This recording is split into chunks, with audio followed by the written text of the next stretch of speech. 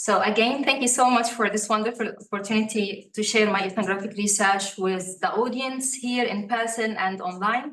I look forward to engaging discussions with you about the topic after my talk.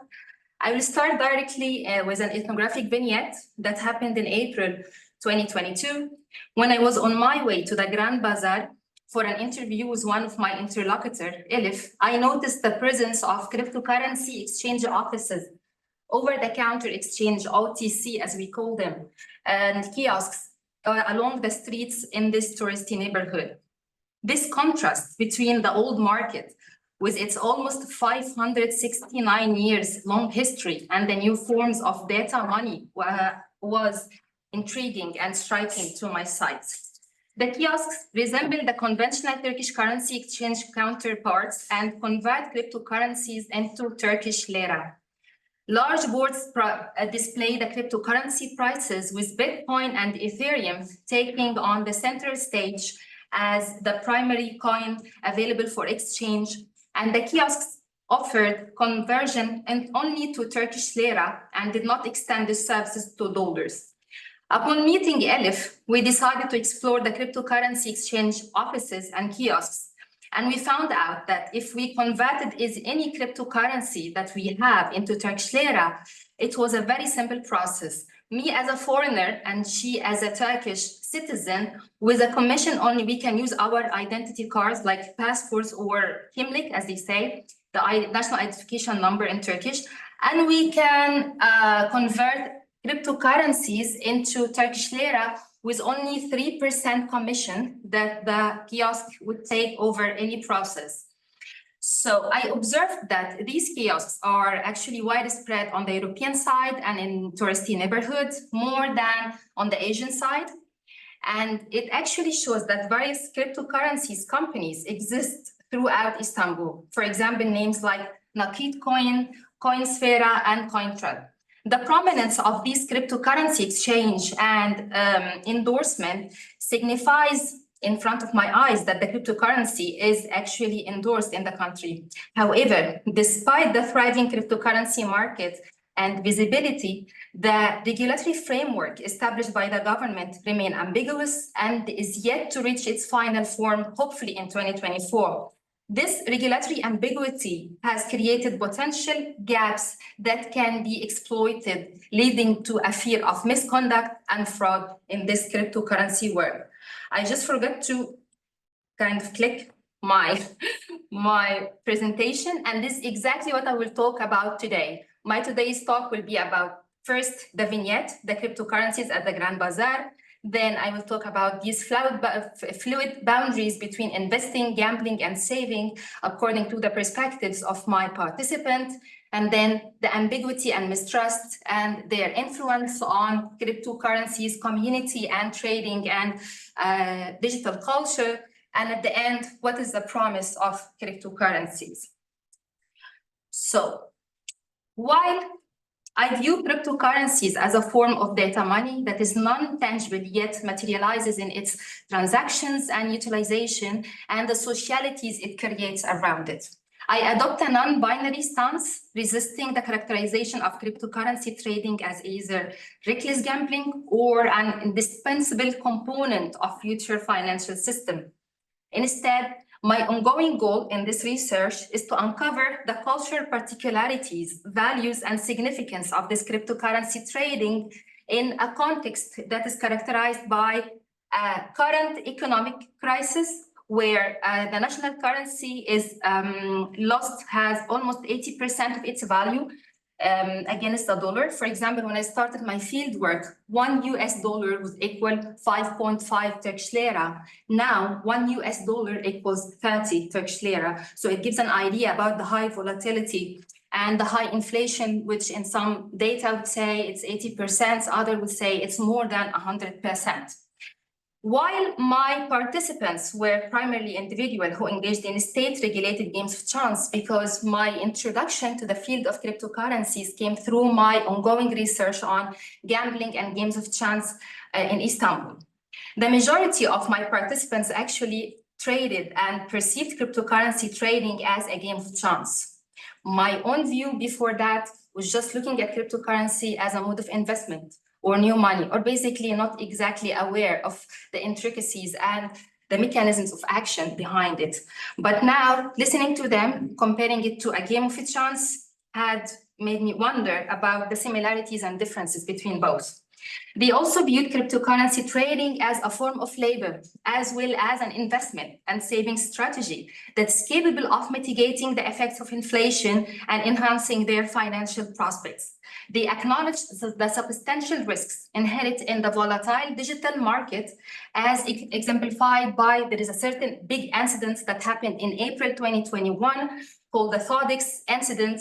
It was one of Turkey's major cryptocurrency exchange platform that's collapsed, resulting in the escape of its founder with almost $2 billion of investors from inside Turkey, Turkish investors. That was also at the peak of the Turkish economic crisis in 2021, 2022. Just to mention that the economic crisis, some would trace it from this current one, maybe from 2018 till now, with the depreciation of the lira as well as the high inflation rates. So nonetheless, they emphasized, my participants, that the necessity of managing their perceptions and the expectation of risk, and there will be some consequences of engaging in speculative ventures as critical, because this is all critical for securing profits. As one of them told me, fortune favors the brave, so they would expect some risk. It is essential to note that the participants here are primarily from middle class background. They have enjoyed educational and professional privilege that consequently made their participation in cryptocurrency trading as smooth. It was smooth transition, and they were able to make some profit and a bit to handle their loss. I didn't get to meet someone who got really affected by huge loss of the cryptocurrency during my 18-month of ethnographic fieldwork. Although cryptocurrency trading is perceived as an investment method aiming at accumulating savings to secure the future amid fluctuating national currency, as we see in the Turkish case, and as well as polarized political landscapes, they also viewed cryptocurrency trading as hinging on luck or skill, akin to a game of chance. They engage in debates regarding the permissibility of cryptocurrency trading with Islamic principles and their prohibition. And at the same time, they engage into what kind of sociality we expect from the cryptocurrency trading and what transactions.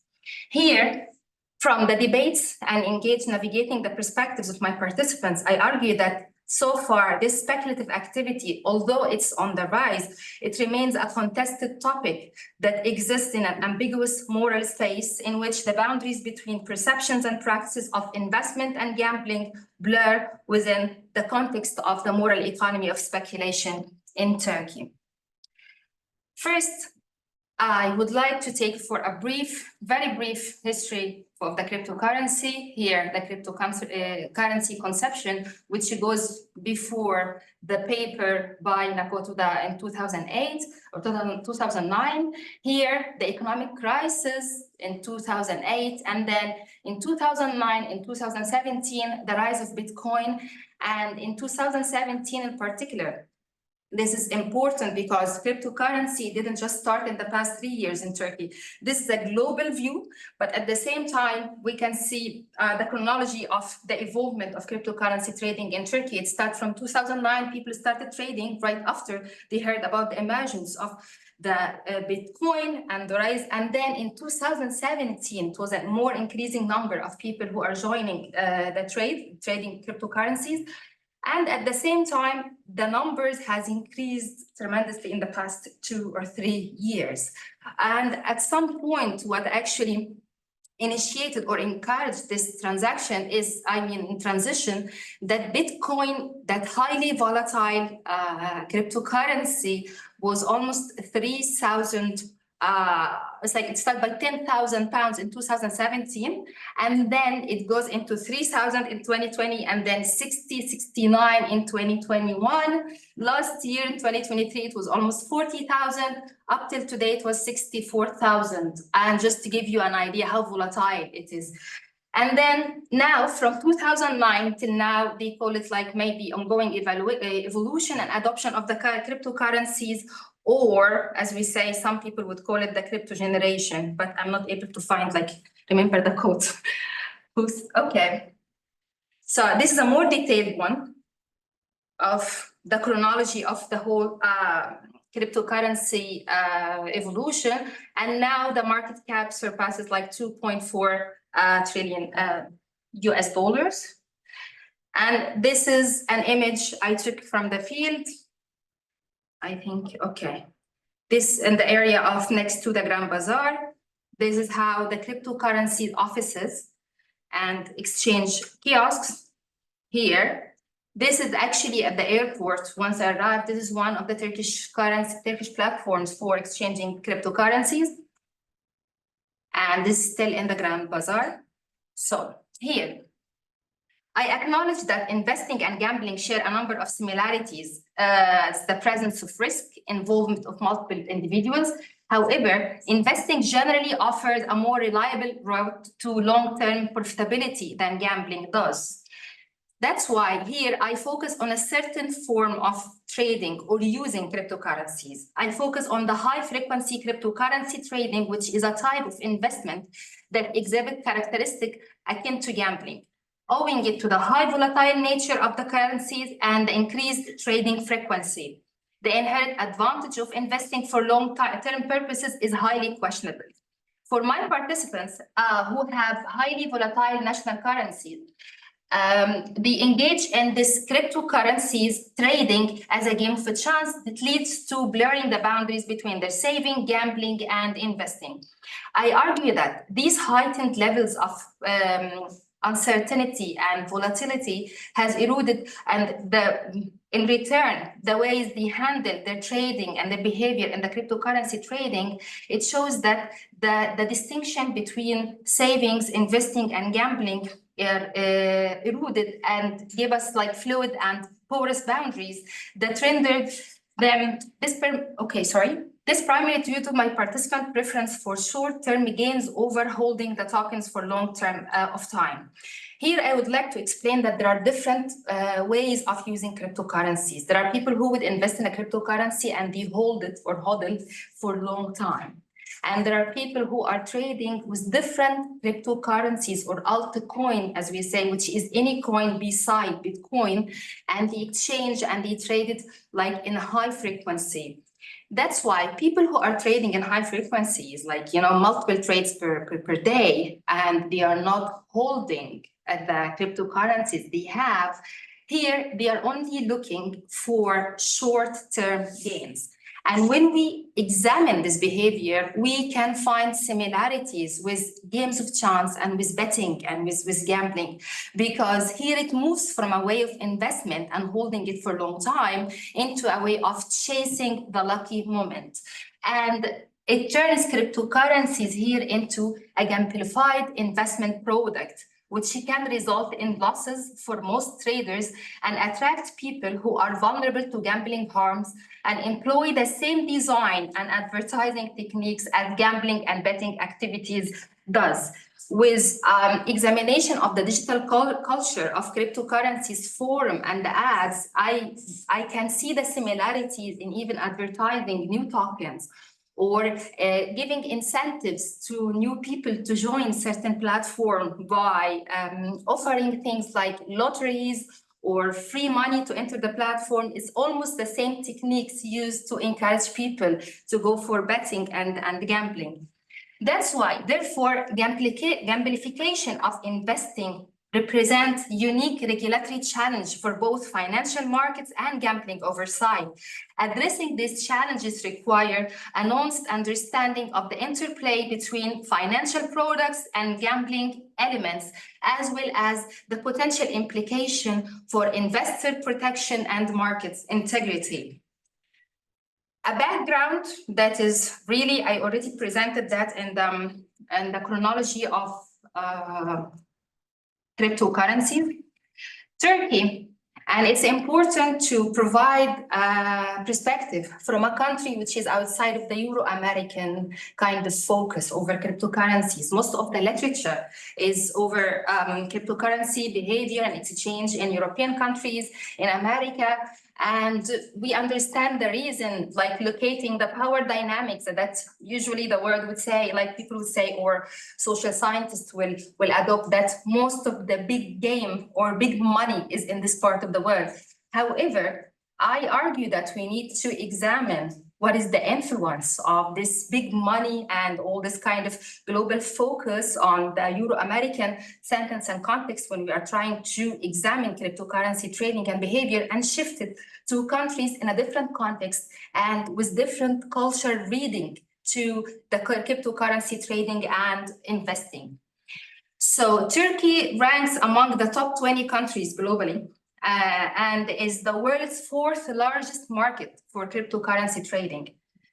And in terms of raw cryptocurrency transaction volume, Turkey has approximately $170 billion over the past year, the transaction volume that happened there. Following the United States, it's the 4th one. So first is the United States, second India, third the United Kingdom. So however, as those in the cryptocurrency business know that trading volume on cryptocurrency exchange represent only the tip of the iceberg. Remember the over-the-counter kiosks that I was talking about at the beginning of the presentation? Most of the exchange that happens on this kiosk is not registered in terms of geographical location and understanding who is coming from where. True that blockchain, any transaction will happen on the blockchain will be secured and it can be traced, but the social aspect, the geographical aspect, the demographical aspect beyond that will not be able to tackle it in a way or another, because still we have there's a lack of transparent data that we'll try to figure out. And there was really scarce literature on cryptocurrencies in Turkey.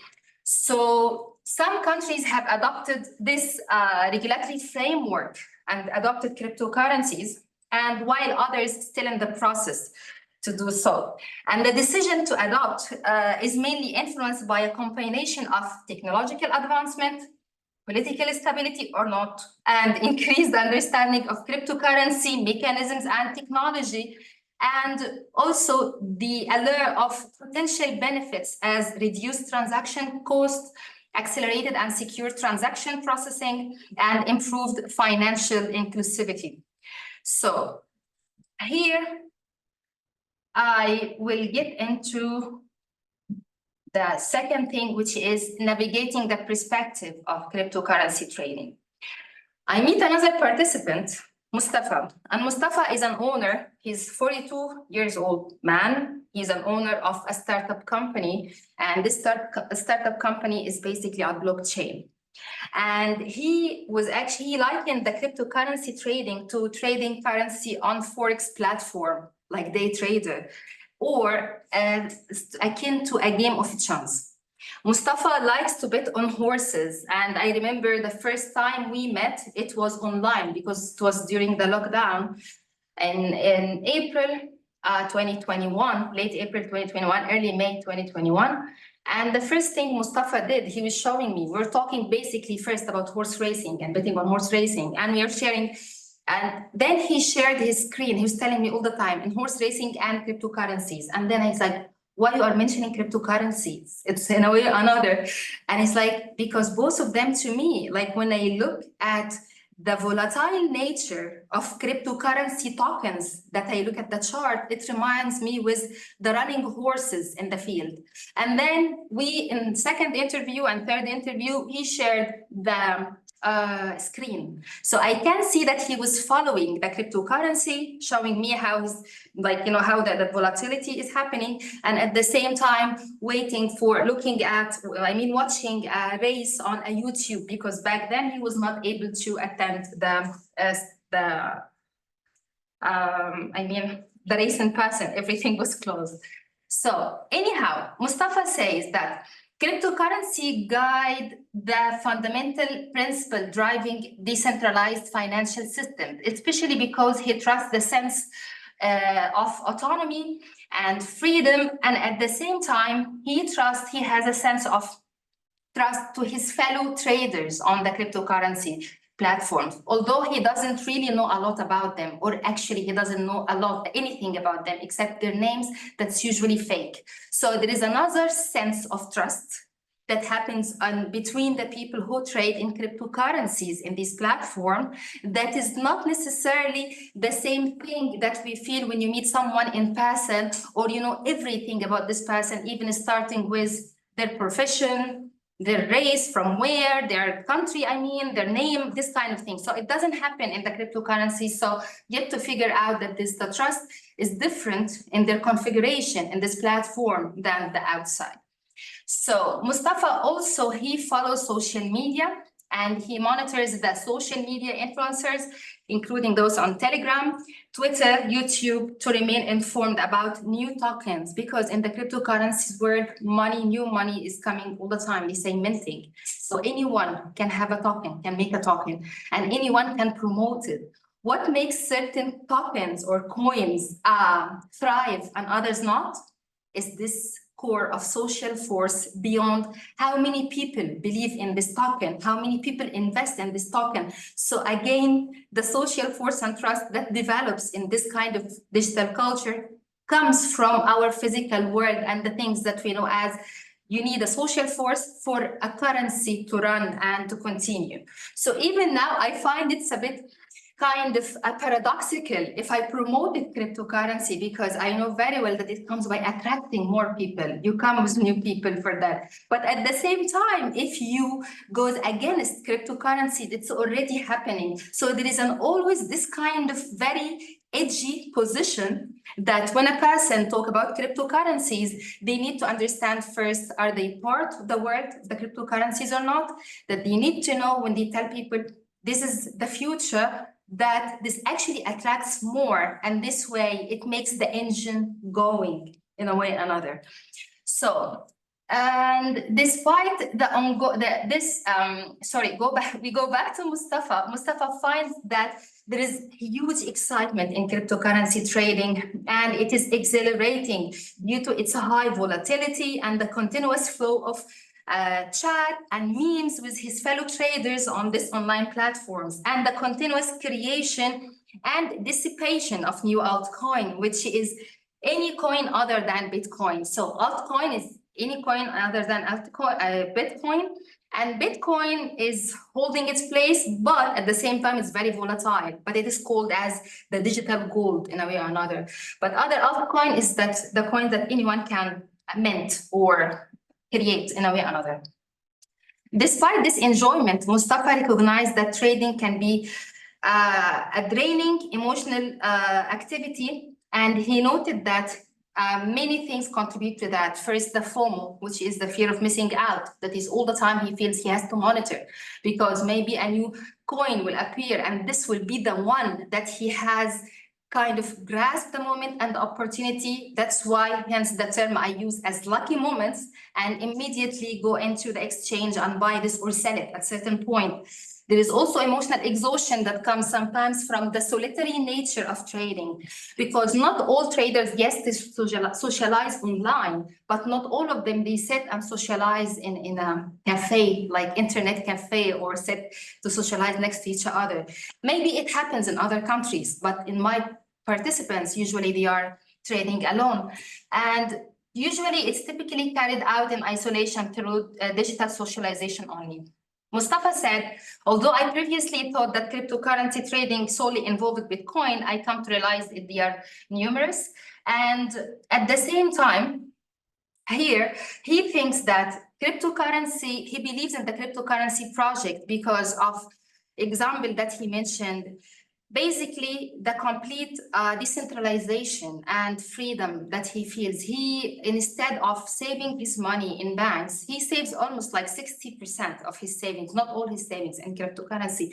So instead of putting all his money in the bank, he recalls that he is very free to exchange and deal with other people, like with this money of the cryptocurrency, because in the bank, he remembers one time, he needed 200,000 Turkish lira, and he went to the bank and he has to fill papers to say why he is withdrawing this money. He was not able to take his money on the spot.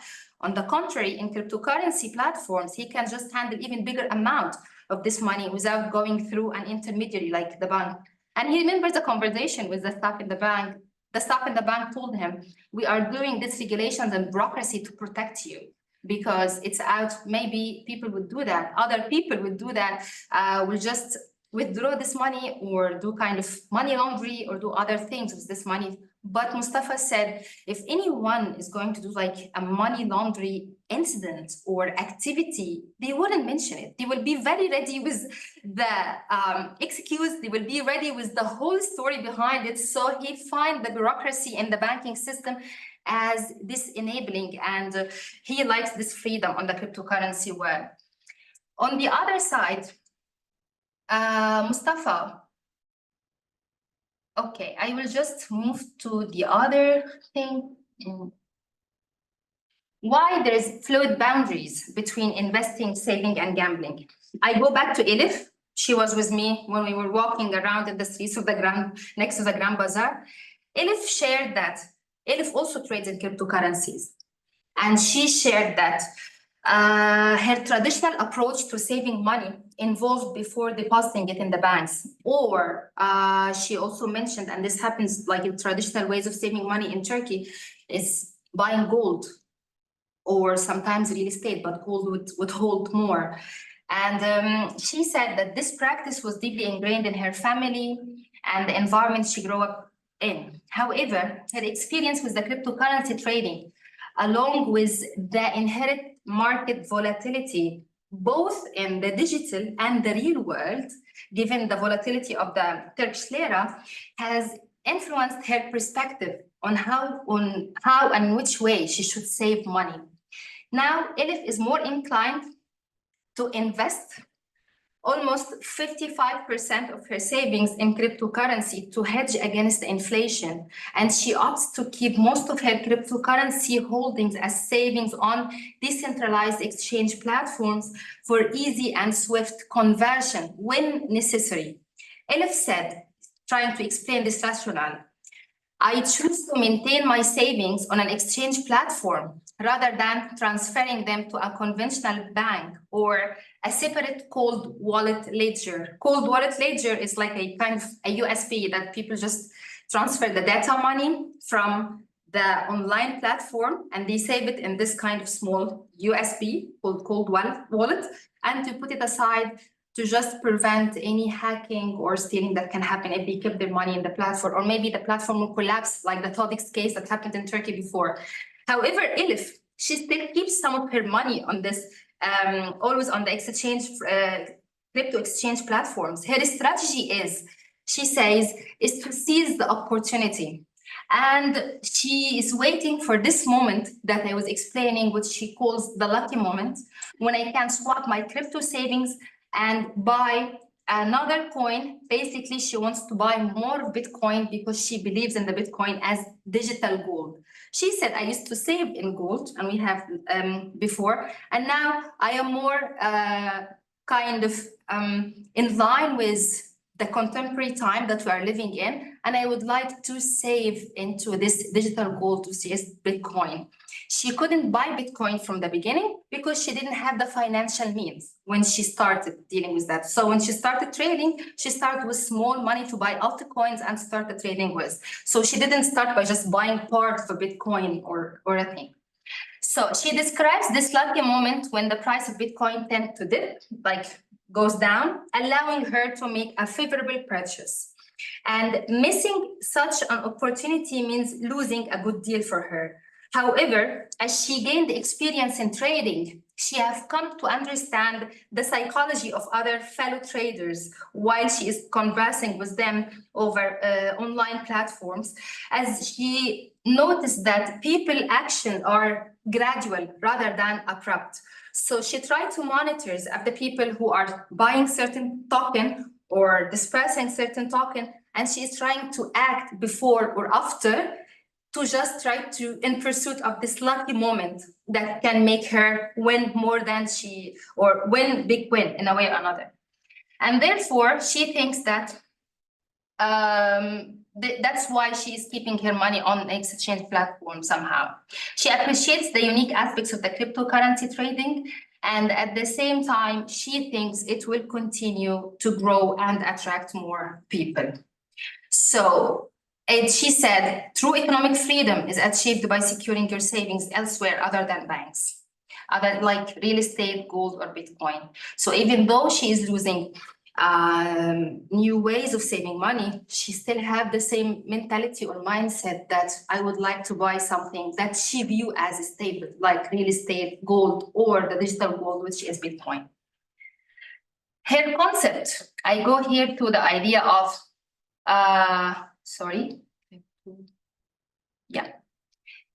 the idea of the lucky moment, and this is what grasped my attention here, to try to figure out what is it that that it takes to swap between, while humans are going through certain transaction or certain act, this act can be either investing or gambling or saving. But what differentiates between all those, not only the way a person kind of go through the act or behavior or the characteristic, but also time. Time is very important as encompassing all this kind of factors.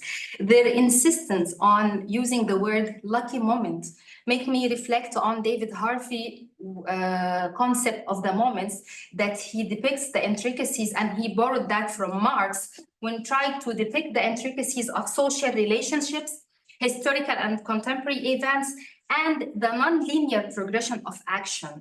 He draws on Marx's understanding of moments and as intertwined processes, particularly during exchange, consumption, and distribution. This perspective places significant emphasis on the temporal aspect of these moments when examining speculative economic activities.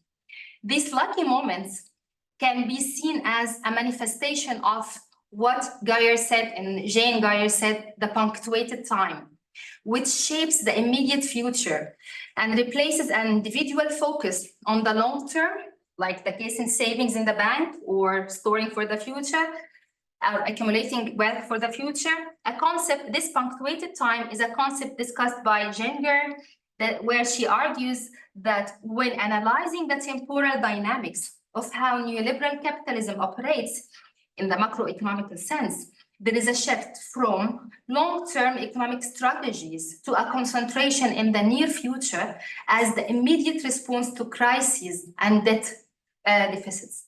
This shift highlights, she continues, how short-term speculative strategies have become integral to people's efforts to accumulate wealth, often with a myopic focus, as elucidated by Hu, 2009, when she examined the Wall Street investor's strategy of no strategy, neglecting the long-term consequences or privileging certain temporalities over other that can lead to economic and financial crisis in a perpetual way. So consequently, here exist fluid boundaries between saving and investing that's prominent in spaces where they safeguard their profit. This situation hinges on speculation about which coin will yield greater profit and which exchange platform will withstand market volatility. Speculation as an intermediate between investing and gambling blurs the line between these three paradigms of actions. This financial approaches places traders at risk and significantly affect their savings, and their technological capabilities can offer some convenience and accessibility to be able to act, but at the same time, it can be limited to specialized location and other people who are able to have the affordances of be technologically savvy and intervene at the right time. It's important to note that the owners of cryptocurrencies in the Turkish context, they are diverse. They are not only one type. And this is also an important area of research. When we talk about cryptocurrencies users, what do we mean? Who do we mean? Because there are different forms of behavior that people would opt for. And I came to realize this after doing the field work, because going there, in my eyes, they were just one, the crypto crowd, as we say, like, or the crypto community. But when we look inside, we find that there are people who are just looking at this as an investment, investors, Or there are people who are just looking at this as gambler, day traders. And there are people who are looking at this as, for example, like asset, or like as if I bought a real estate somehow. So or in ways of just payment as a currency as well. So my participants who own cryptocurrencies, they own it for different reasons, and their style in utilizing them differ from one person to another. They have various uses of these digital currencies. So to understand the motivation and utilization of these owners and how do they prefer cryptocurrencies, it goes beyond the argument, or the binary argument, is cryptocurrency here to kind of a bubble that will burst, or it is the future of money. It's important to deal with what we have now and to understand how do people actually use what do they have now as another form of data money or intangible money, that they use it besides their usage of fiat money. This is particularly important because it contributes to our understanding of who are the Turkish cryptocurrency holders. It sheds light on their intrinsic and extrinsic motivation to engage with these cryptocurrencies.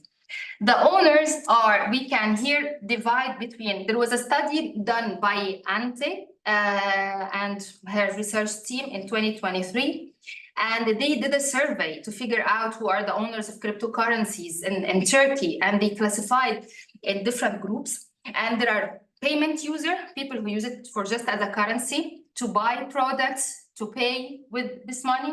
And there are investors, as we explained, and there are people who are trading. And these are the ones mostly that I met in my research. It's important to note that up until April 2021, it was possible to go to a restaurant and purchase a meal and pay in cryptocurrency in Turkey. But after April 2021, there was a law that just prohibited that. But it doesn't mean that cryptocurrency is over, because as we see, kiosks are everywhere and regulations are coming. But that means that the regulation that's coming in Turkey, they are not looking at cryptocurrency as a currency. They will look at it as an asset or something to invest in. Because to use a currency in terms of payment is like, beside the fiat money. So we'll try to figure out what kind of role the cryptocurrency will have. So here, my participants fit in one or more of these groups, and the classification indicates how they approach their cryptocurrencies from the start. There is an overlap with gambling, techniques and activities, and their understanding that cryptocurrency is a game of chance, and which is consistent across the three groups. With their diverse demographics, income and education, and ideological learning, this purchase intention and the preference of domestic or foreign cryptocurrency exchange. So here it is evident that using cryptocurrency as a payment in Turkey, as I explained, it was possible, but now it is not. That's why they will focus maybe on just the asset use as a form of a currency.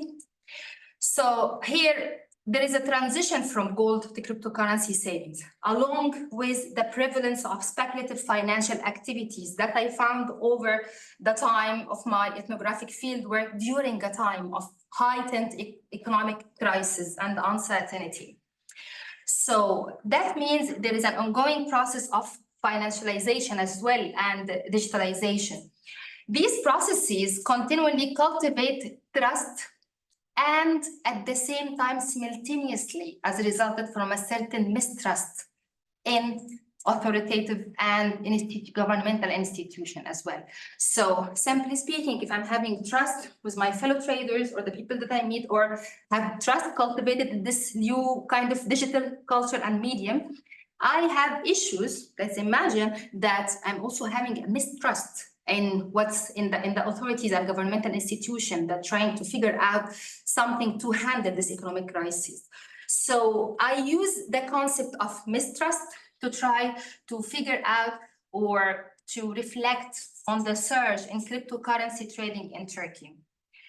Because here, the surge in cryptocurrency trading, as after the analysis from the narratives of my participants, it can be attributed to government struggle to restore economic stability and foster the national currency. And for example, as highlighted by one of the participants, that he would say, his name is Ahmed, and he said he started his cryptocurrency trading in 2020, and he underscored that he had issues of trust that his government will be able to handle this economic crisis. And he said, if there is a volatility and our national currency is almost akin to a cryptocurrency token, so it's better for me to join the digital world and start trading in cryptocurrency. And then I asked him, so do you think that trust in the government will come back?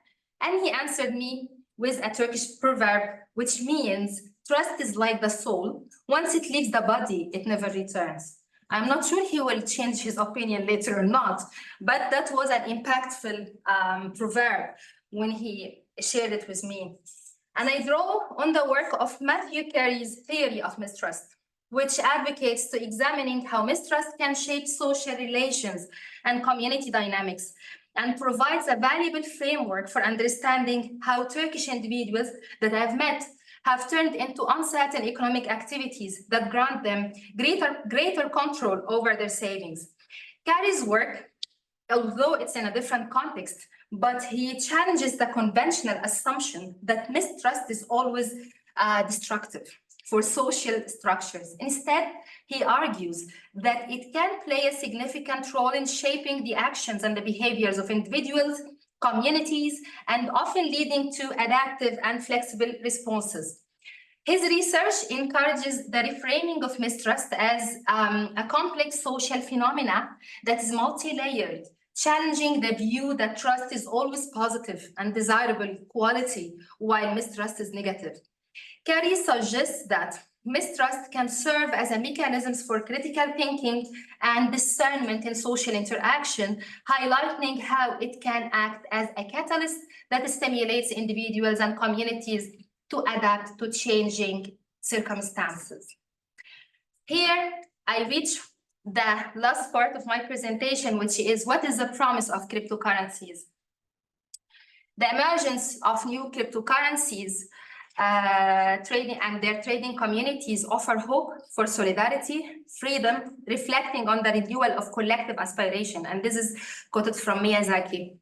My research suggests that the sense of community in cryptocurrency trading primarily serves to expand the number of traders, and which could potentially lead to increased trust and investment in specific digital cryptocurrency tokens. Despite the decentralized nature of cryptocurrency, it is crucial to acknowledge that they do not eliminate the exacerbation of socioeconomic inequalities and disparities. Furthermore, the term used to describe social interaction within cryptocurrency trading, such as communal knowledge, by some, like in the literature, cryptocurrency, camaraderie or friendship, and that develop among traders, represent complex and contested areas that present the contested moral economies of these digital tokens. In practice, the pursuit of profit often takes precedence over the perceived revolutionary ideals of freedom, decentralization, and solidarity. These concepts do not fully capture the diverse range of relationships that's happening within the cryptocurrency trading world, particularly when financial values are at stake. However, we discovered that individuals may tend to form closer connections with some people that they meet in these social forums, and maybe also they would be able to meet them outside in the physical world. But up to my participant, they didn't get the chance to meet each other in the outside world yet, in the physical world. So here, hence, cryptocurrencies can serve as a powerful demonstration of the relational character of money. And the idea that cryptocurrencies is just trust-free and it can operate independently from social life, it doesn't hold true. By examining the social practices, organizational structure, and the utopian ambitions that sustain it, we can see that cryptocurrencies are in fact reliant on social organization to thrive. The paradox is that if cryptocurrencies succeed in their own term as an ideology and a liberating autonomous project, they will fail in practical terms as a form of money because they need social and material infrastructure to survive.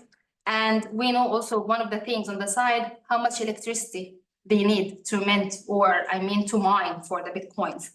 This is because the currencies are based on the idea that money is a thing that must be, money is a product itself, that must be abstracted from social life and to be protected from manipulation by banks and political authorities. But in practice, these cryptocurrencies have created a thriving community around the economic and political ideals, but rely also on the high degree of social organization to be produced. Recognizing the economic value of cryptocurrencies stem from their social force, which is more important and potent theory of understanding the behavior of this market and in which way it will be developed. Thank you so much.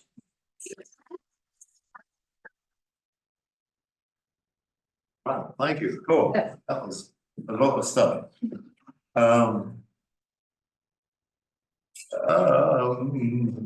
Where to start? Okay, let me start with a little something small. What people think. You said that there's this big uncertainty about the geographical location of crypto trades. Have I got it right that in default, where a location isn't recorded, it automatically is presumed to be the United States? No. Oh, okay. So it's just we get, yes, but thank you so much for the question, because the way we talk about it, like there are forms that people will do the transaction or work on this exchange platforms online. But what's also there is over-the-counter exchange from digital tokens to fiat currency. Yeah. So if I'm imagining I'm walking in the streets and there is this kiosk and I am Egyptian and I'm working with a British and the third is Turkish, we have our own wallets. Also, we have a lot of wallets, not only one, because everyone can have many as much as they want. And they go to exchange this kiosk. Each of us might show their identification card, and this kiosk, they might they take a note of this identification card. But at the same time, it will not reflect in the way that it will reflect when I am actually exchanging from my home or from my IP, from my laptop. So although it gives an idea on the bigger scheme of things that this amount of money has been transactioned, but it doesn't give an idea who are the ones who did that, what are the demographics, what is exactly it's happening. So I have a huge portion of money on the side over the counter that needs to be classified to be able to go under the yearly transaction. For example, Turkey last year, we had 170, I don't know, million or billion, I just did the number, I'm very bad with numbers. So over the year, but the over-the-counter ones, that was actually from Binance, Turkey, or this kind of platforms. Over-the-counter ones, and the transaction there was not properly calculated within this amount of money. So it also will fall later when they start the regulation. So maybe they will have other measures for the regulation when they figure out, because they have been talking about the regulations for almost 2 or 3 years now, even before. And they said that they consulted people who are actually into the crypto world, cryptocurrency world, and CEOs of the platforms, and I think all of Turkish people. And at the same time, because the government would like to reach a proper situation for all that. But when we talk about regulations, what is exactly? It's about mainly 2 things. Licensing, which platforms will be licensed, including the over-the-counter kiosk as well, the physical one, if they will keep it. Second is the taxation. What kind of taxation the person will have to go through. And that depends on the role of the cryptocurrency would play. That's why it's an asset. This will have a certain form of taxation than a currency, and when they stopped it as a payment method from before. Thank you so much. So just following on, one of the things, when you talked about its use as payments, I assume one of the kind of related forms of payment is in effect as a way of doing remittances. So migrant labor. Yeah, and this in transaction too. And this happens, there is a link between this and countries living through economic crisis. For example, in Lebanon, which is a different context, they have over-the-counter, but in a way that is not regulated. So people who are outside, they just share money through cryptocurrencies transactions as well. There's a question online. Oh, okay. Yeah, read that. Thank you. I'm not able to, I'm just. Do you want to unshare your screen? Okay. Oh, thank you. Oh, I see. Oh. One, I will unshare the screen. Oh. What happened? Where is the chat? Thank you, Vinay. So we are recording. We'll ask more questions since I research social life of crypto. Fantastic in digital India. Yes, thank you, Vinay. And there are two initial clarification on shifting. Shifting what? Scale?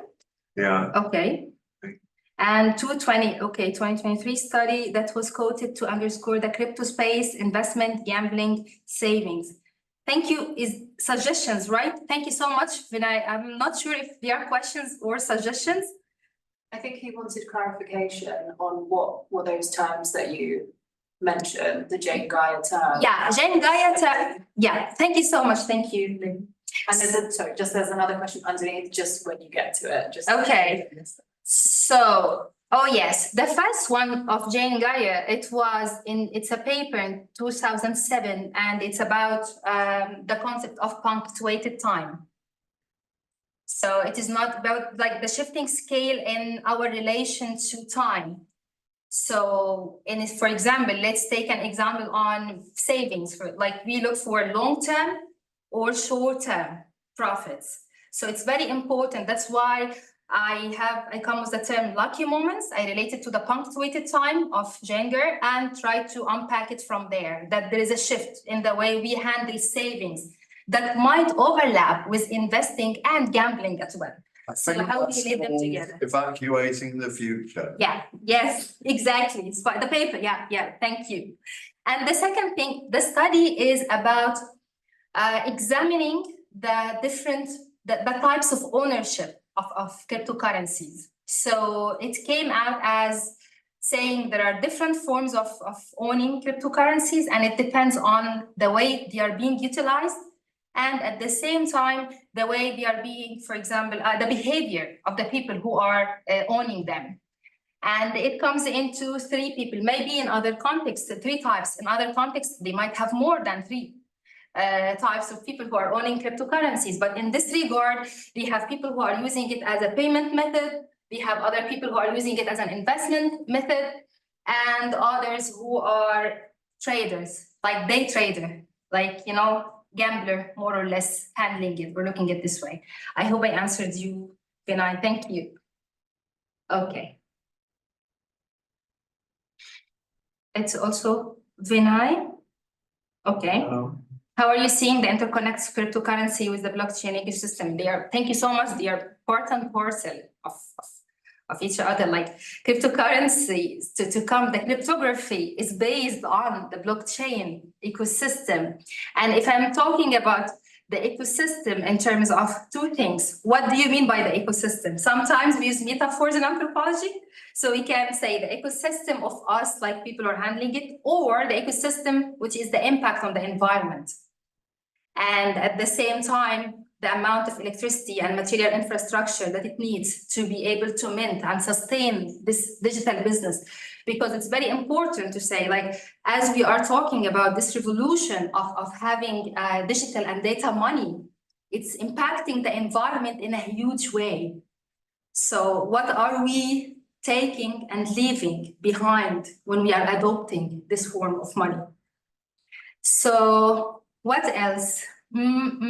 Technological, okay. Is there a CBDC sandbox undergoing in Turkey? I am not sure, but there will be. I didn't meet people there, but for sure it will be, because entrepreneurship is big there. And there are important conference that I attended there. It also gathers all the entrepreneurs and stuff, but it's important to book earlier, and they have the same kind of ways. Maybe sandboxes operate in South Korea, in San Francisco, in India. So I would go for, okay, other question related to NFT, DeFi. Yeah, I couldn't talk about NFT, DeFi, and DAO, but they are present, and especially DeFi and Ethereum as well, because it would take a long time talking. So I think, what are the relational economies in terms of use cases beyond trading? Okay, this is another thing that's not related to the paper, but it is being used in terms of maybe things related to awareness-related thing or art-based issues, especially with NFT. So it's a whole thing that's different from the point of just focusing on it as a way, as a game of chance. But thank you so much, Vinay, for the questions. This is really intriguing. I would like to have a copy of these questions. Sure. That would be, yeah, can we? Okay. So what else? Okay, we have Oz. The hand. Yes. Okay. Hi, Oz. Hi, Wissam, how are you? I'm good. How are you doing? Doing all right in Brixton. Can you Good. make it Yes, louder, I please? would like Hang on a sec. louder. One second, Oz. Yeah, How can sure. we make the? Has no idea, but. I can also Yeah, type it. shout, Oz, That's I'm all sorry. right. Can you hear me? Is it better? Hang on, Good? not yet. Can you hear me now? Is it better? Yeah. All right, perfect. All right. No, I mean, I know Wissam's research quite closely, so, but I'm gonna actually ask her a question that I haven't asked her before, with regards to this current moments that your ethnography is based on.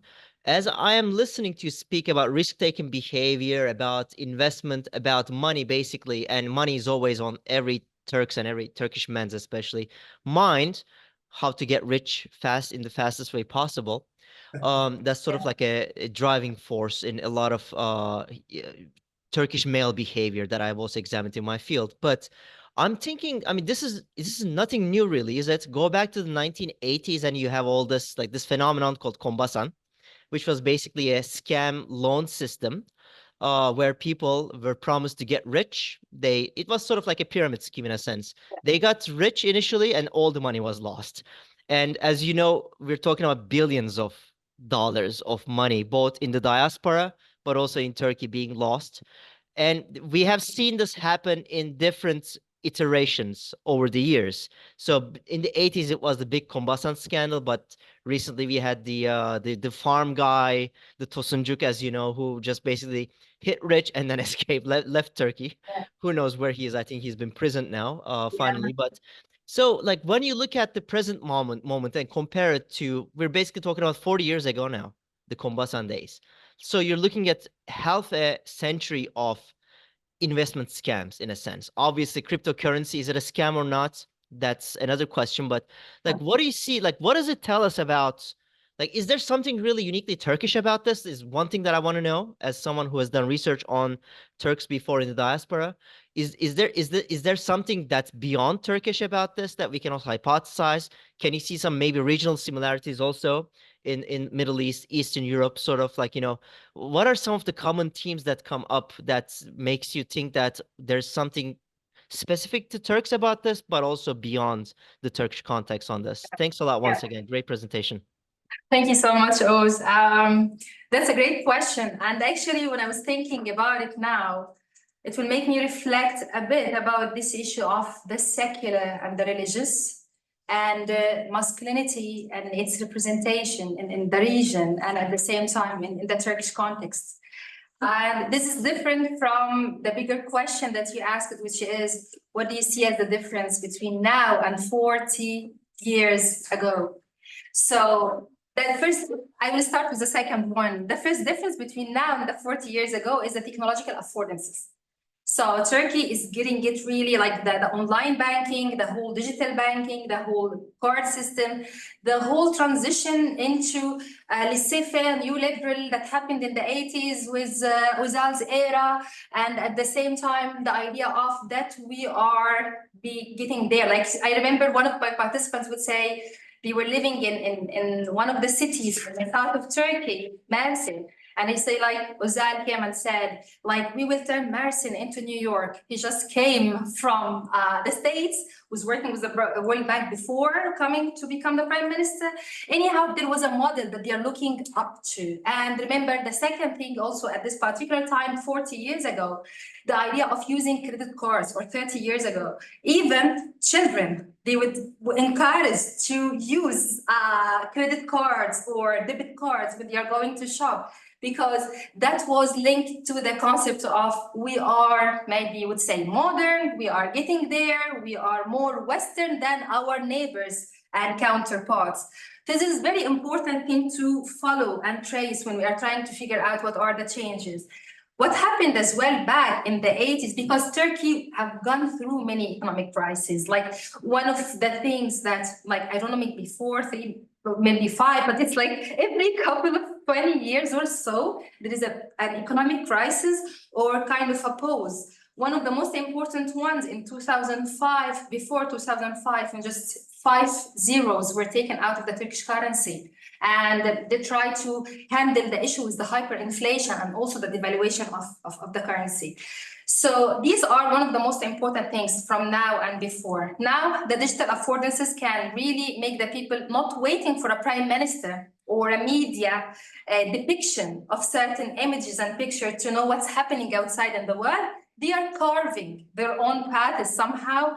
And here comes the pros and cons of carving your path in this kind of big outside world, whether they were able to gain certain professional experience, technological experience, or maybe educational experience in that. Because one of the things I've witnessed, I'm writing about my thesis, that there are housewives who are not aware exactly of the mechanisms of how cryptocurrencies are being like traded or what's happening, but they all have online application, mobile applications, and they started trading in cryptocurrencies because one of the most important thing, and that's my answer to the second thing, which is the beliefs in luck, the belief in faith, the belief that I need to take a proactive position in this current of important moment or uncertainty and crisis to help somehow in the house. So they have betting apps. I attended one of the GUN, it's like betting apps and cryptocurrency apps, and they try their luck as if the same way they are using the fortune telling apps, Faladin and Faljibaji and stuff. So there is this fascinating part of divination, and it's all history, and the idea that you try to move to get your luck, try to get some signs for Talih Pishu, the bird of luck, to come and just sit on your shoulder, on your head somehow. So these are differences between, like I would say, wouldn't generalize, but I can see this as differences than, for example, that maybe you will find people in the Euro-American, but it is not our part to generalize, but this is one of the most fascinating things I find there, that there is always, whether secular, religious, post-secular, there is always a relation to the idea of luck that is a greater power there. It's always, sometimes there is thing, even for the secular or the atheist, there is always the idea of there is something bigger than me in this regard. The idea of Islam as well, because people always, we can see that people, I had part about Islam and cryptocurrencies. Many the religious leaders in Turkey and the religious leaders also in Azhar in Egypt, they said cryptocurrencies is forbidden, haram. But at the same time, the governments and the states and the people are there is a thriving kind of business in this regard. So the same thing happens with game of chance, industries and gambling. So it's haram, but they find out ways in the regulatory system and the legal system to differentiate for the people. But this creates a dissonance to the people who are handling it. Some of the people would say, even not necessarily, they are from the people I met, not necessarily really religious or something. For example, the word kismat, they use it, but not necessarily everyone uses kismat is really religious, no. So, but the important thing is this dissonance, part of it, yes, religious, but also moral, because the money that comes from this way is money that is quote unquote unblessed, that doesn't have the blessings, just barakat. It's not. And when I try to understand what is the barakat that you mean, like how do you define it? For a person who is observing the Islamic, like all the time using Islamic codes or observing Islam and another, they would say because it's not really sure and they say it's forbidden. For people who are secular, they use the same thing, but you know how they said barakat? They said they had to, in two ways to define it. First, money that can stay for longer, doesn't evaporate.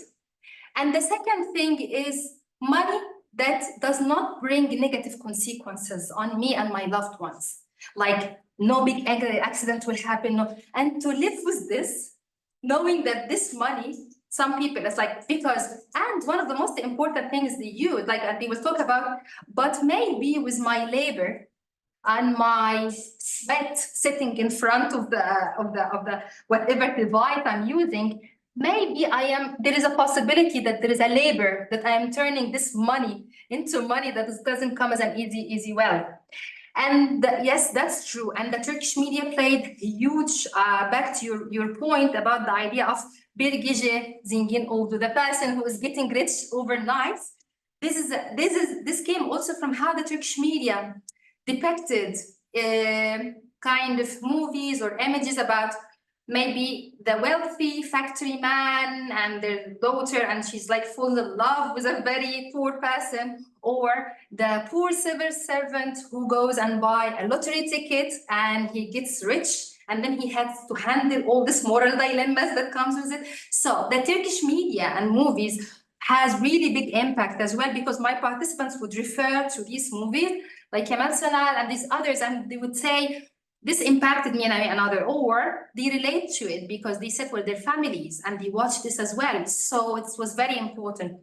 I don't know, just did I answer the question, or if you have something else? Yeah, no, you did. I mean, this. I mean, I don't have an answer myself. I don't expect an answer, anyways. Like, it's a deeper question there, but it just reminds me, just as one sentence, just to wrap up. There's this great sketch by Cem Yılmaz, and he basically, like, you ask 100 people on the street, what you're gonna do when you win the lottery. They all say, I'm gonna donate it to the homeless. I'm gonna build a mosque, etc. But then he asked the question, is it really that they're going to do it? Or is it an accord that they're making with God that saying this is going to shape their luck? So there's also that kind of like underlying dynamic that maybe also play into the hitting big through cryptocurrency or other luck games. That's always there to hope that you're going to do something good, but also that hope itself becomes your own way of dealing with God or dealing with the higher authority or Kismet, etc. But thanks a lot. Absolutely. Thank you so much, Oz. Thanks. There are earlier European parallels here. I'm thinking way back about the Dutch tulip bubble. And the historian Simon Sharma has written really interestingly about that in just looked it up, The Embarrassment of Riches, which is mainly about Dutch history, but there is a chapter on the tulip bubble, which it's an interesting, well, actually no, I mean, it's quite a good parallel because it's about partly the development of a secular acumen at some remove from the religious authorities. And I mean, that wasn't exactly what was going on in terms of what you were just saying about Baraka and things, but there's an interesting parallel. And of course, I mean, the tulip thing, lots of people were doing it, understanding nothing, but their neighbor was doing it, they were getting rich, I want a bit of that. And everybody piled in until it all collapsed. So yeah, but yes. I thought your presentation was really amazing, and I loved how you talk about the cultural aspects of it, because it is really interesting to note how there is this presence of a higher force, but what this higher force is varies differently, you know, from Turkey to other places. But I had a question. You mentioned one of your interlocutors that for her, crypto was almost temporary in the sense that when she had enough, she was going to invest in real estate or gold or something else.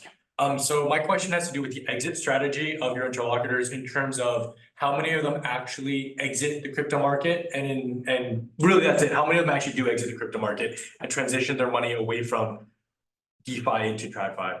Great question. Thank you so much. There's the gender disparities.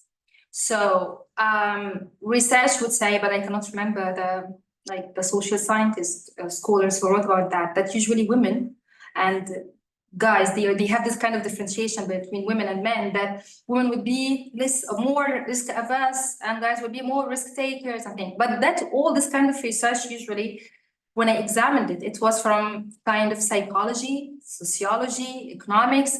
It's very difficult to find the same in anthropological terms. So here I will go to the backstories of the person. So a way that she is Elif, a woman, and Mustafa didn't share an exit strategy, but she was always keen to say that. There is also Elif said something else. Elif had an issue with moral hierarchies of different speculative activities. So for her, betting on horses is a no-no. It's like, it's not something that she can do. And only men, or if she would go, if it happened that she would go, she would just watch the horse races, but she wouldn't bet. Because also, again, the perception and the different kind of moral boundaries that class and other issues as well. But for her, she had this hierarchy. So, and she would look at people who trade in the stock market as much prestigious than betting on horses or others. And for her cryptocurrencies as well, she thinks it's something that's also kind of prestigious and smart, intelligent, but she's also navigating this kind of idea of till when it will be there. Because as much as there are other women that I met that they didn't have an exit strategy, that this actually a great way of securing an income. And at the same time, they are navigating and learning, and they think they were actually late to join the market in a way or another.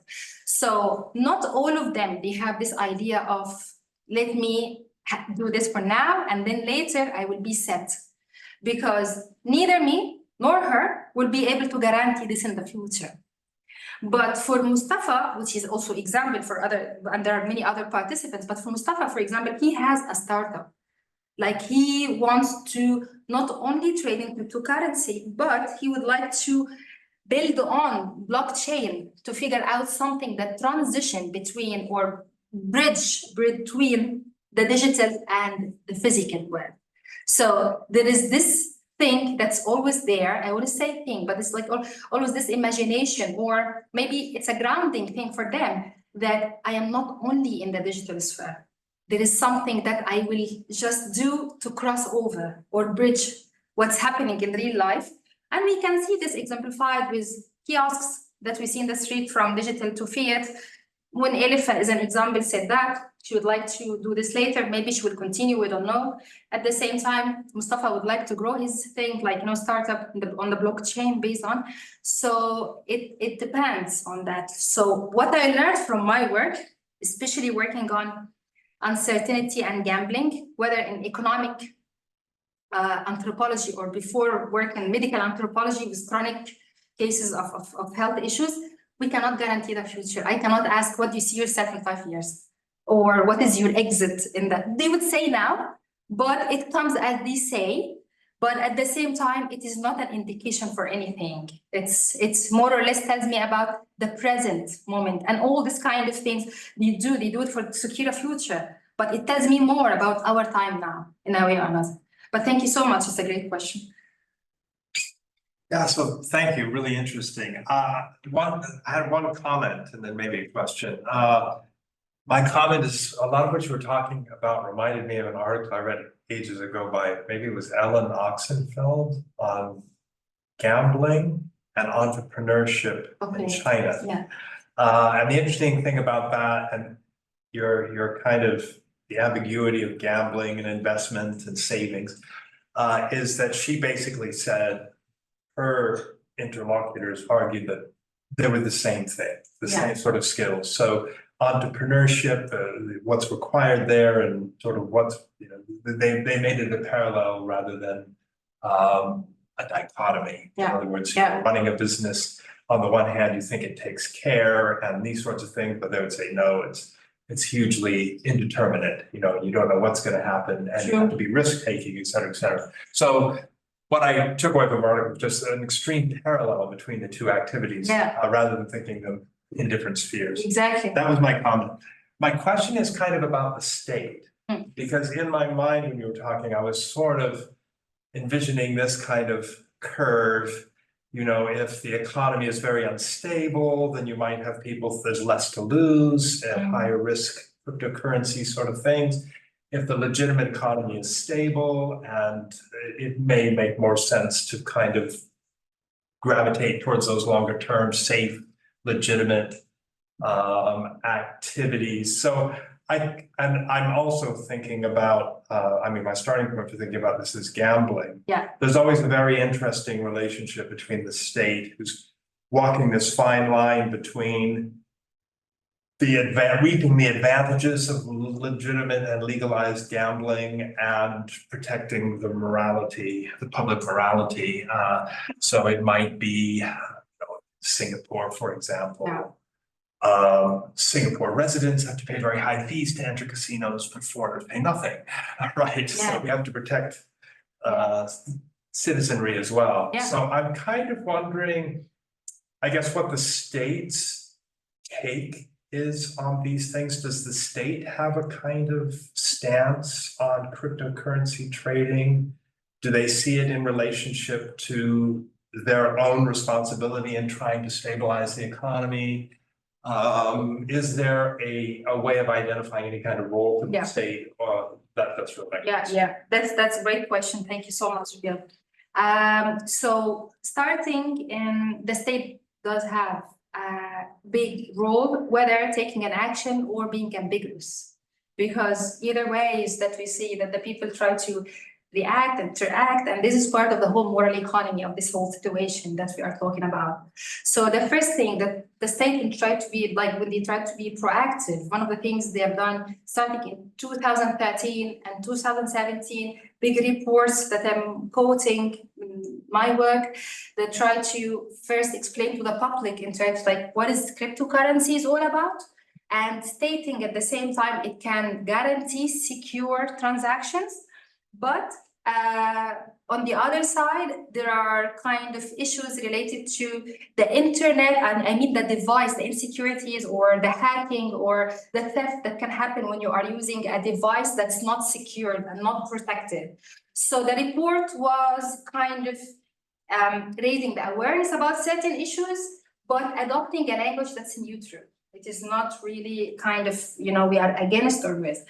And it's a big trajectory, actually, whether for all over the past decade, because they started by, there is huge issues related to fraud and money laundering. And it happened that Turkey entered the gray list for money laundering in 2021. And it happened that cryptocurrencies as well were used for many shady issues that they were spotted by the government. And one of them, actually, it was related to kind of $40 million related to one of the big people in terms of whatever mafia or things they do, but they used betting. It was between betting on sports and crypto, and they used crypto money to pay for betting outside, and then they transformed. It's a whole thing. But the government was able to, the people were able to locate them, and it was a big deal in February 2023, I guess. So anyhow, the state is trying to now, because they are really trying to get out of the gray list, and also after 3 or 4 years, or even all the course of the past decade, engaging with people who are trading in crypto, trying to say they adopt the rhetoric of that blockchain is actually helpful, and we can use it in many things related to technology and our work and e-commerce and other things. So one of the things they're trying to do is to regulate, to have clear-cut regulations, but at the same, by 2024, they keep delaying it and defer it every year. But also, what is the main thing the Minister of Finance said is trying to get out of this gray list that they entered in 2021. So the issue when you get out of, that's actually a motive as well to put the regulations in place, to say, and a second thing, it's also something that would attract investors, because one of the things that's being also promoted, that the taxation will not be heavy over the cryptocurrencies transaction or making business with blockchain and things. So they are taking an active part, even in the ambiguity, because the cryptocurrency, as 2 Turkish scholars, they wrote about this, Kan Saka, he wrote in 2020, and Hatipoğlu, he wrote 2021, they said we can see that the state is trying to do something, but at the same time, the visibility of the cryptocurrency, it's everywhere, but the regulations are ambiguous. So I actually argue that this ambiguity is manufactured to give a space, whether to the state or to the people. Because imagine the people don't have this space, ambiguous space, where they can raise their hopes. Because at the same time, for example, in 2020, during COVID, there was the whole transition of chance games, the market chance game, to the online world to make it more convenient. So people now have the online things, they can do like speculative things related to the numerical chant game. They can do crypto. So they have this ambiguity for 3 years or even more, and the people can move in between.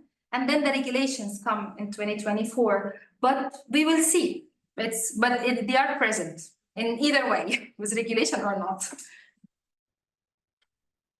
Sure, please. So my question is more like, so you have said people engage in cryptocurrency exchange as an investment. I'm just wondering if it's possible for, I don't know about the Turkish context. I'm just thinking about my experience wherein people try to engage in this kind of activities to gain kind of social capital. So it's kind of topic that middle class people talk about and engage in. So is there any possibilities that a part of group in your field site may be engaged in the cryptocurrency exchange, not to actually obtain financial economic gain, but more like accumulating social capital? Yeah, thank you so much. Yeah, thank you so much for the question. And it falls back to the idea of the moral hierarchies, the different moral boundaries that different speculative activities actually take place, or how people relate to it. It might, yes, start because it was in the very social gathering that people talk about cryptocurrency, but all the people I met, they don't engage just for social capital, because if they do that only for social capital, they are not middle class like they are really like affluent.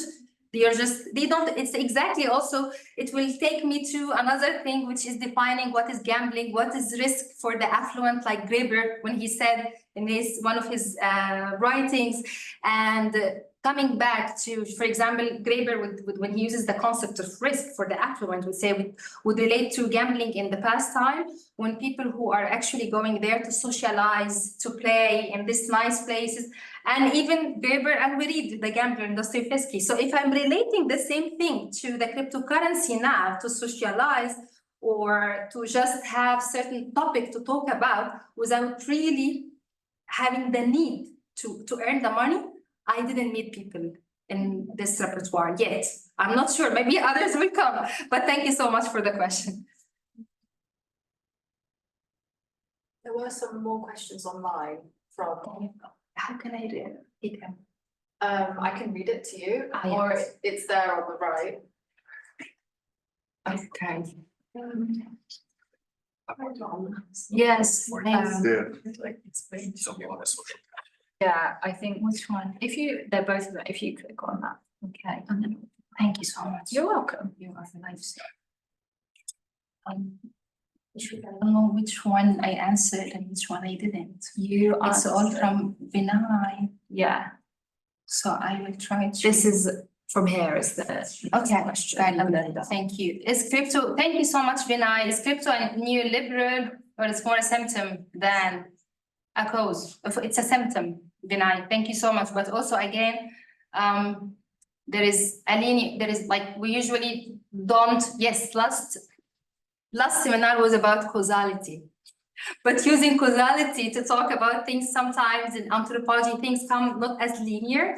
I wouldn't use the description of symptom and a cause. And this actually brings back like memories when I'm looking at, for example, the tree model, what is the root cause, and then all the branches come out. It comes at, they feed to each other. So I would go, exactly, like, I would go beyond the idea of metaphors, using the metaphor of a symptom or a cause, and just say that it feeds. Cryptocurrency, although it came as a project that defies the kind of monopoly by authorities and governmental institutions, other kind of mediaries and banking and things, but it turns out that it is adopting many of the things that they are coming for the particular reason against, or they are going to counteract it. Where you responded pushing against an anxiety of downward mobility. Downward mobility, you mean across class or across certain urban spaces, going to rural spaces? But let me say an anxiety from the future, gelecek kaygısı, as they used to say. For example, I'm asking them about uncertainty. They wouldn't say like uncertainty in terms of how academics say uncertainty. Uncertainty would come into, I am anxious about the future and there is a crisis. So these are the emic terms that people use. And yes, they try to hedge their future against this volatile circumstances and economic unrest. The examples of the mistrust, in terms of pure analytic of a mistrust, it's Matthew Carey. I love this book. He have done fantastic work using mistrust. It's a book he wrote named Mistrust in 2017. That you brought. Oh, thank you. Okay, I'm glad that I was able to grasp his example and apply it on my work. How are you placing this within a global political economic shift centers around Turkey? Okay, so if I go here about the whole idea of the geopolitics of Turkey and neighboring country and the whole issue with the region, I will not find enough words to reflect on that. I will not give it really it's what it should have, because I would say it's a very, very important topic and we can draw parallels or not, but I would rather stick to the topic of the presentation because it will take longer time to reflect on that. So, but I took note of it. Thank you so much, Vinay. Also interested to know about how you are linking amplification to divination part. Okay. This goes back to many scholars who worked on luck and divination, Mary Humphrey and her work. And at the same time, there is a whole special issue from how that was on gambling. And it was in 2020. So they discussed this idea. They go from divination to gambling and coming back forth. And the whole core concept of how humans try to deal with uncertainty and the unknown, and how humans turn this into something that might be profitable somehow or not. And also navigation, the idea of the action, of risk, of should I take this further step or not? So yeah, it's just the core of it. Yes, you have endless questions. Thank you. Thank you so much. Okay, financialization. How do you level off the financialization from below approach? Okay, contention of financial hierarchy and platomorphize. Okay, quasi-banking. Okay. Laura Baer have written a lot about vernacular capitalism and the whole work of Laura Baer. So just go there, you will find all her work from 2012, 2015, 2020. So I think she has brought up this issue and wrote about it so well. I'm learning a lot from her work and I'm quoting it. Also, how many of them spread awareness of cyber-libertarian ideology? I am interested in concurrently in whether tech culture pushes all the way down and the fabrication it undergoes in distinct spaces of timescapes. Laura Baer, I can see that. Okay, they push all the way down for the fabrication. It will be just based on what I've done for this 18 months in this topic. So I didn't meet people who are from the tech community, like, you know, the sandbox people, as we call them, or the people who have been working at this since long time. I have met people who are trying to navigate, is this viable option for us or no? People who are kind of, they might sound, as the crypto says, these are the owner of their own money, but actually they are the clients of the people who are. So maybe not. Maybe when they try to start minting their own currencies, they will turn into one of the tech savvy people or learn other things on the other way with the blockchain. But it is in the area of my work or based on it, it was just related to the people on the other side. So whether the people in power in this kind of power dynamic issue, they will try to go all the way down, they will go to liberal, they will go to fabricate, or they will have a socialist system, we don't know. We don't know yet. I didn't work on this particular part, but thank you so much, Vinay. I really appreciate it. Thank you.